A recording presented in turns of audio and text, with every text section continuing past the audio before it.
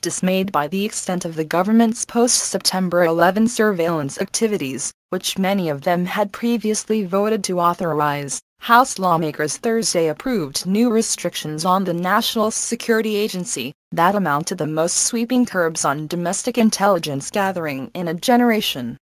Even supporters of the legislation conceded that it may not fully end the dragnet-style government surveillance of Americans that generated public outcry after former NSA contractor Edward Snowden began disclosing the agency's operations a year ago. Nonetheless, passage of the NSA reform bill capped a remarkable evolution in Congress, which handed the intelligence community broad surveillance authority after the 2001 terrorist attacks and has now begun, haltingly, to rein it in. The legislation imposes important new limits on the bulk collection of telephone records, one of the most controversial aspects of the government's heightened data collection efforts, and requires warrants for individual collection of records. Critics of the bill say last-minute changes requested by the White House had watered down its privacy protections.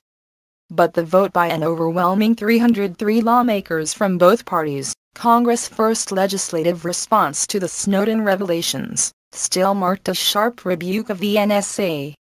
Wisconsin Rep. Jim Sensenbrenner, the Republican who shepherded the 2001 USA Patriot Act, that was used to broaden NSA surveillance activities, said the restrictions approved Thursday were an attempt to close loopholes and impose limits after government intelligence agencies misuse the powers granted by Congress. The NSA might still be watching us, the 18-term lawmaker said after the vote. But now we can watch them.